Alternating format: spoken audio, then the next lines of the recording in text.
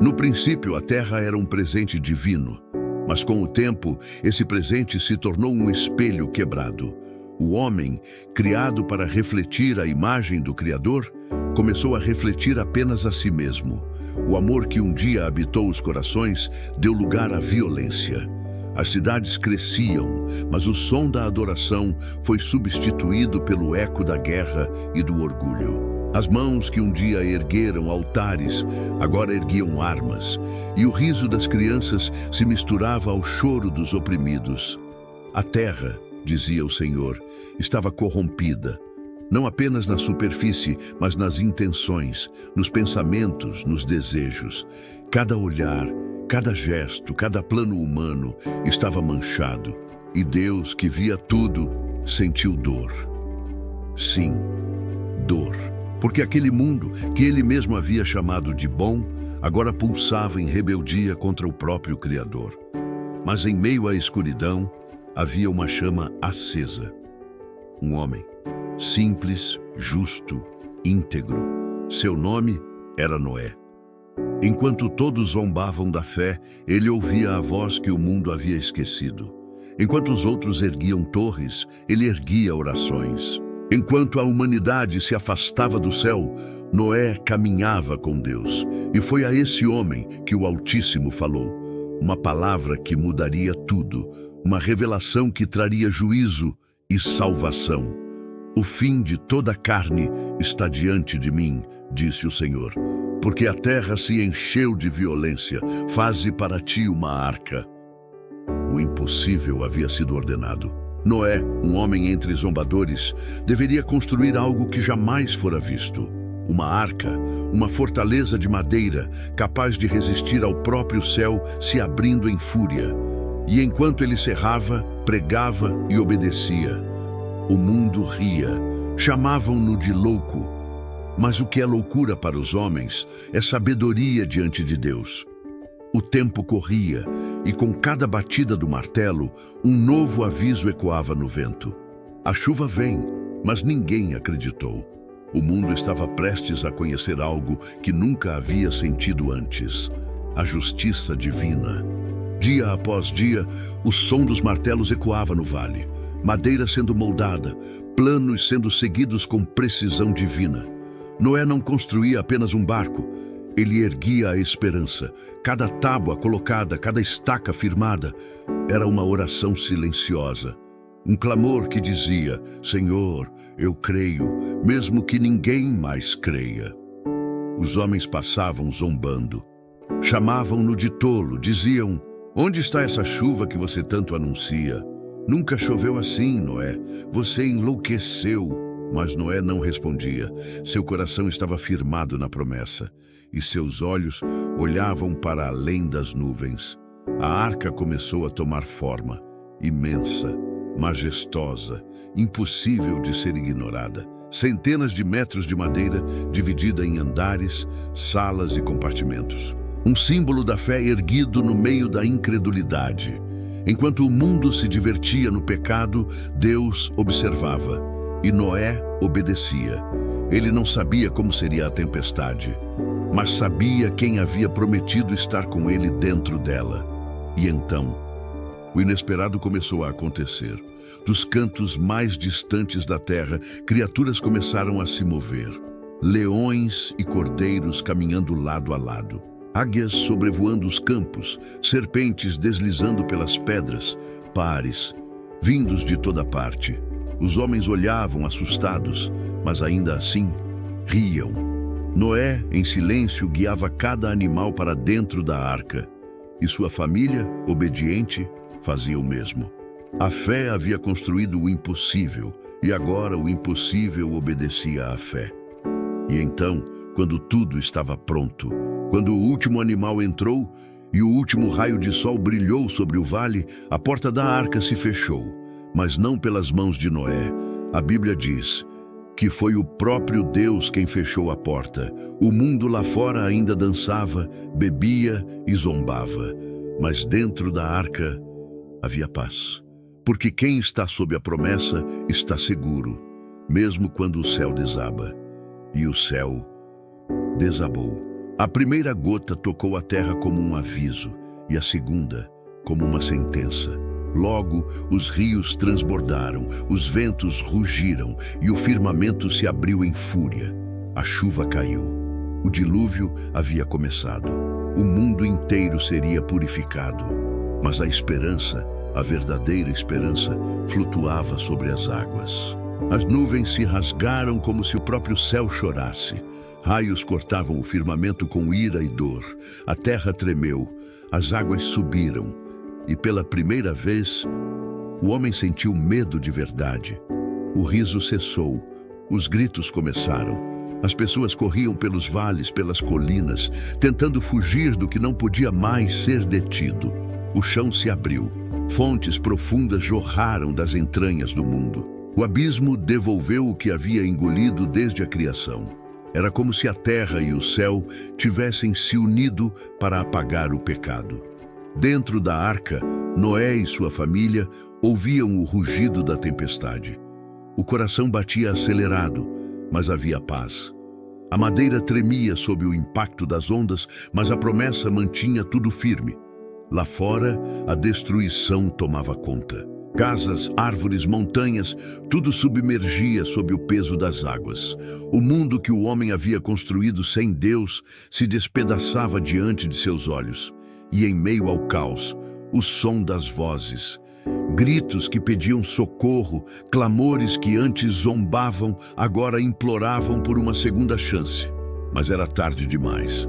A porta que Deus fechou, ninguém podia abrir. O céu escureceu por 40 dias e 40 noites.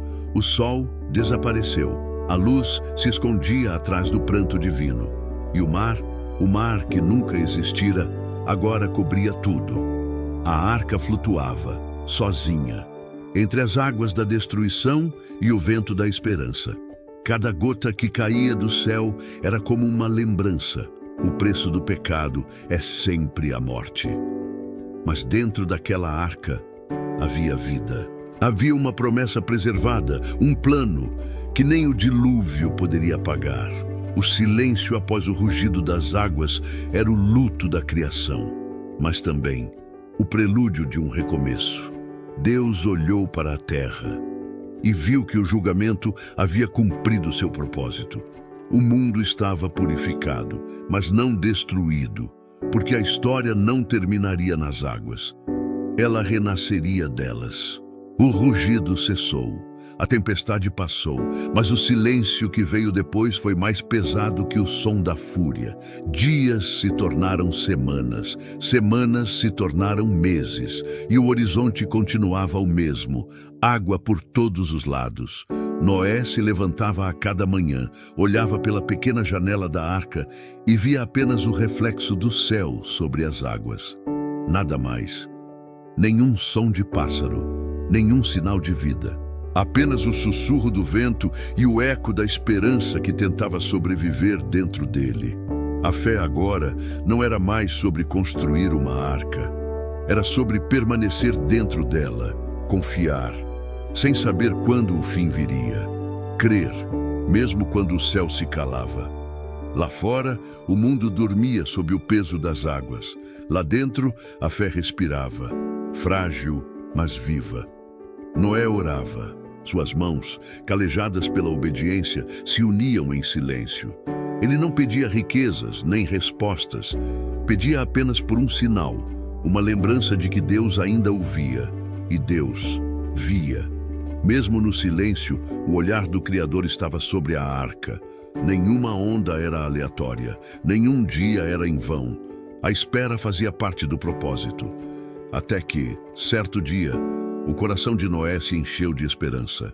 Ele abriu a janela e soltou um corvo. O pássaro voou, mas voltou. Não havia ainda lugar para pousar. Os dias se seguiram e ele enviou uma pomba. Ela também retornou cansada com as asas molhadas.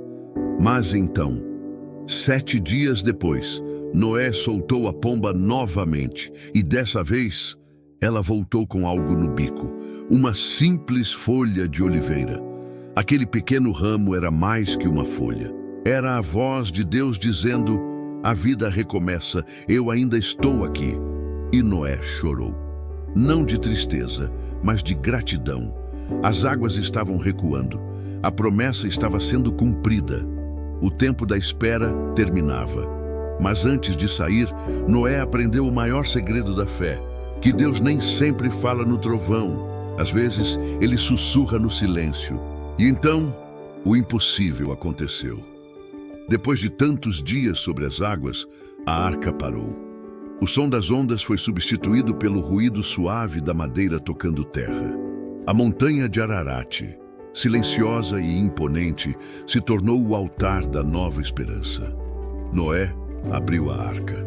O ar fresco entrou, trazendo o perfume da terra molhada e o som da vida renascendo.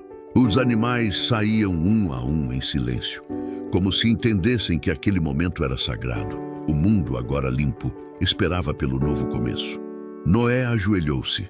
Seu corpo, cansado, encostou na terra pela primeira vez em meses, e antes de construir uma casa, ele ergueu um altar. Ali, entre as montanhas, ele ofereceu sacrifício ao Deus que preservou a vida. Não um sacrifício de medo, mas de gratidão.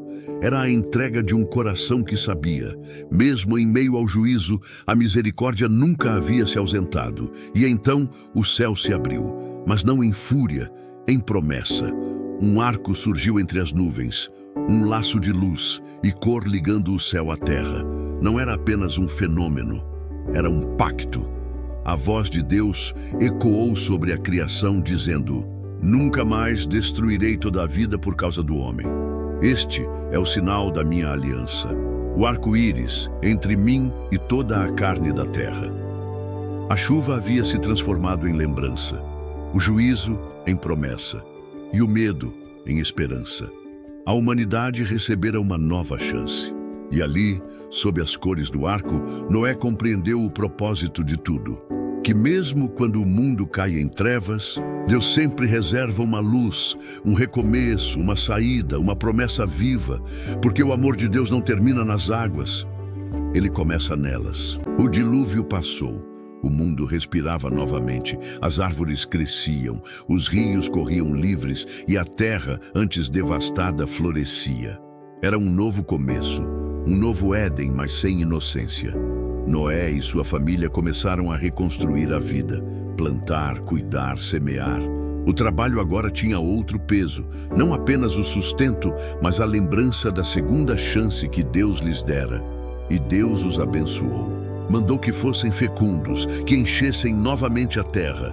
A promessa seguia viva, o arco ainda brilhava sobre os céus, mas algo silencioso ainda habitava o coração humano. A semente do pecado não havia sido destruída pelas águas, apenas adormecera. Noé plantou uma vinha, e com o fruto dela veio o vinho. Mas o vinho trouxe embriaguez, e com ela a vergonha. Um homem justo, agora caído pelo excesso, lembrando que até os escolhidos tropeçam. Seus filhos o viram em sua fraqueza. E ali, nas tendas do novo mundo, o orgulho e a desonra voltaram a nascer. O pecado, o mesmo que havia destruído o antigo mundo, encontrou caminho no novo. A humanidade, mesmo após o juízo, ainda carregava as cicatrizes do coração. O problema nunca esteve apenas na terra, mas no homem. E assim, das 3 linhagens de Noé, Sem, Cam e Jafé, surgiram os novos povos, as novas nações, os novos impérios.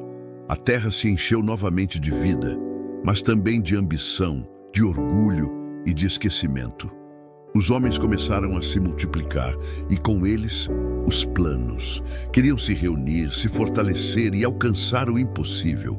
E no coração dessa ambição surgiria uma nova história, uma torre, um novo desafio ao céu. Mas essa é uma história para o próximo capítulo.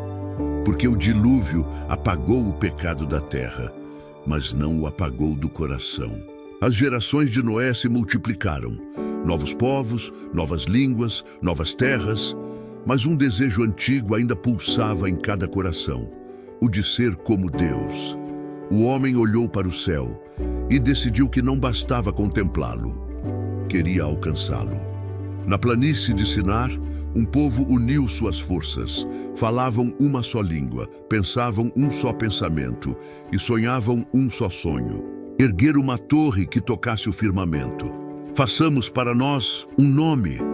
Essa foi a sentença. E ali, entre tijolos e argamassa, nascia não apenas uma torre, mas a manifestação do orgulho humano.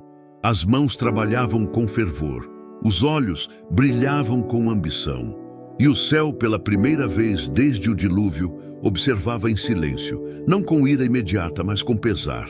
A torre crescia, um monumento à vaidade, à autossuficiência, ao esquecimento. Deus havia dado ao homem a chance de recomeçar, mas ele, novamente, escolhia construir um império sem o Criador. E então, o céu desceu.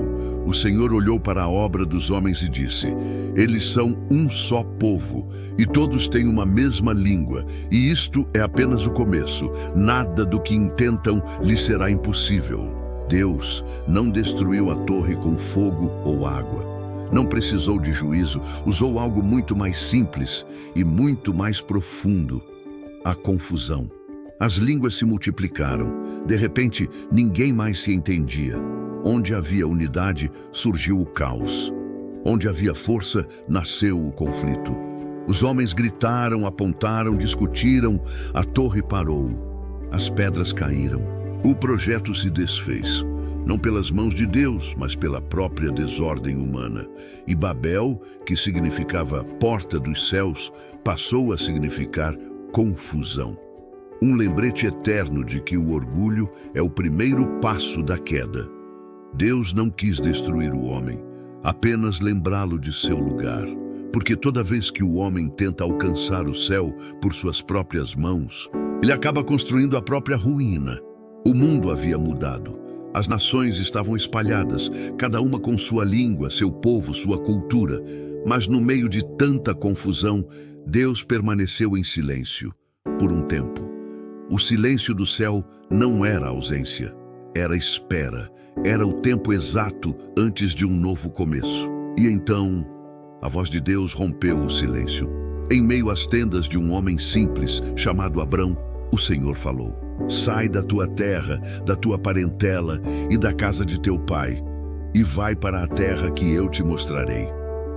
Abrão ficou imóvel.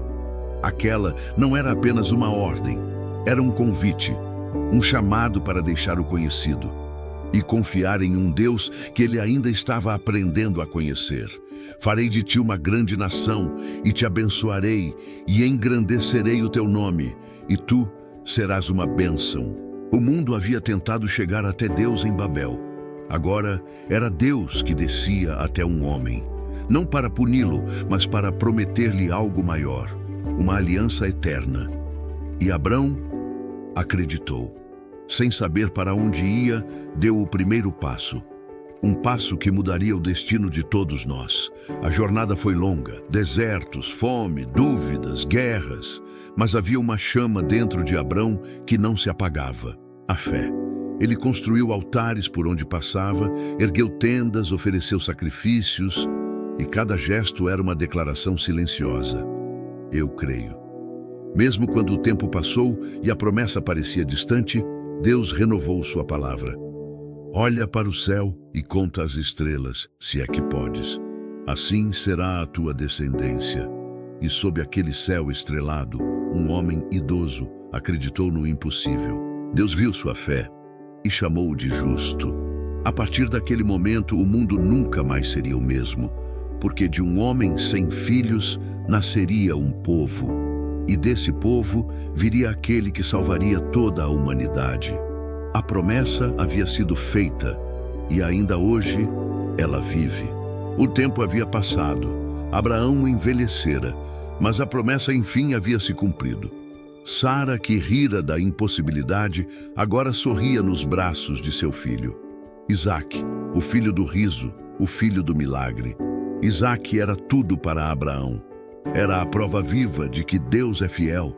Mas um dia, o mesmo Deus que prometera a vida chamou Abraão novamente. Abraão, eis-me aqui.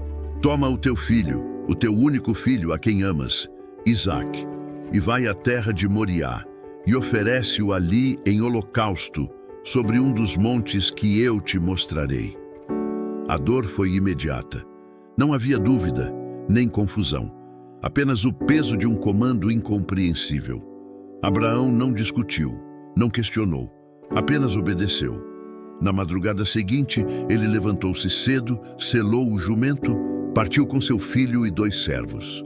3 dias de caminho, 3 dias de silêncio, de lágrimas contidas, de pensamentos que queimavam como o sol do deserto. Quando avistou o monte ao longe, Abraão disse aos servos: "Ficai aqui com o jumento. Eu e o rapaz iremos até lá e, havendo adorado, voltaremos." Palavras simples, mas cheias de fé. Abraão acreditava que, de algum modo, Deus ainda cumpriria sua promessa, mesmo que fosse preciso ressuscitar Isaque. Isaque carregava a lenha, Abraão o fogo e o cutelo. E no meio do caminho, o menino perguntou: "Meu pai, eis o fogo e a lenha, mas onde está o cordeiro para o sacrifício?" "Deus proverá para si o cordeiro, meu filho." Subiram juntos o monte do sacrifício. E ali no topo, Abraão construiu o altar, colocou a lenha, amarrou Isaque, deitou-o sobre o altar. O silêncio do céu era terrível, nenhuma voz, nenhum sinal. A faca subiu, e naquele instante a voz veio dos céus: "Abraão, Abraão, eis-me aqui. Não estendas a tua mão sobre o rapaz, e não lhe faças nada, pois agora sei que temes a Deus, visto que não me negaste o teu filho, o teu único filho." Abraão ergueu os olhos e viu um carneiro preso num arbusto. Tomou-o e ofereceu em lugar de seu filho, e chamou aquele lugar de Jeová-Jiré, o Senhor proverá. Naquele monte, Deus não apenas provou a fé de um homem, ele revelou o coração do Pai, o mesmo que séculos depois entregaria o seu próprio filho, não poupando-o, mas oferecendo-o por amor à humanidade. O sacrifício de Abraão e Isaque foi um sinal profético, um retrato antecipado da cruz. Ali, em Moriá, começou a se desenhar o maior ato de amor que o mundo veria. E Abraão desceu do monte com seu filho. Não o filho da perda, mas o filho da promessa. O mesmo Deus que pediu, foi o Deus que proveu. E até hoje, quando o desespero parece falar mais alto, essas palavras ecoam na eternidade: "O Senhor proverá." O tempo passou. Abraão envelheceu, mas sua fé permaneceu jovem. Ele já não caminhava com a pressa dos primeiros dias, mas com a serenidade de quem conhecia o Deus que o guiava. Ele olhava o céu, lembrava-se da noite em que o Senhor lhe mostrara as estrelas e prometera: "Assim será a tua descendência." Agora cada estrela parecia um nome, cada brilho uma promessa viva, cada raio de luz uma lembrança da fidelidade divina. Deus não apenas havia abençoado Abraão, ele havia feito uma aliança eterna, uma promessa que ultrapassava o tempo, o deserto e o pó das gerações. "Farei de ti uma grande nação, abençoarei os que te abençoarem, e em ti serão benditas todas as famílias da terra." Mas o que Abraão talvez não compreendesse totalmente era que essa promessa ia muito além dele. Ela era um prenúncio do Cristo, o descendente prometido que traria redenção não apenas a Israel, mas a toda a humanidade. Abraão não viu a cruz, não ouviu o nome de Jesus, mas no altar, no cordeiro, no sacrifício substituto de Moriá, ele vislumbrou o coração do Pai. Deus estava escrevendo através dele a história da salvação. E quando Abraão respirou seus últimos dias, ele partiu em paz, porque sabia que Deus nunca falha, sabia que a promessa não morre com o tempo. Ela se cumpre, sempre. Séculos depois, nas terras de Belém, um bebê nasceria, e com ele a promessa voltaria a respirar. Jesus, o cordeiro que Abraão profetizou sem saber, aquele que não seria substituído, mas entregue. Aquele que levaria sobre si o peso de todos os pecados, desde o Éden até os confins do tempo. Assim, o legado de Abraão não foi apenas sangue, descendência ou território. Foi fé, foi esperança, foi confiança em um Deus que cumpre o que promete. Hoje, quando você duvida, quando sente que Deus está em silêncio, lembre-se dele, de um velho que olhou para o céu e acreditou, contra toda lógica, contra toda impossibilidade, porque o Deus de Abraão ainda é o mesmo, o Deus que proveu o cordeiro é o mesmo que hoje proverá para você. E assim termina essa jornada, não com um ponto final, mas com um novo começo.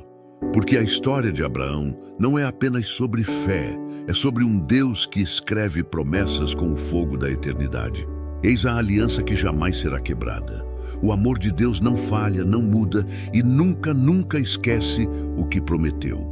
Se esta história tocou o seu coração, deixe seu like, compartilhe este vídeo e inscreva-se no canal Verso e Vida.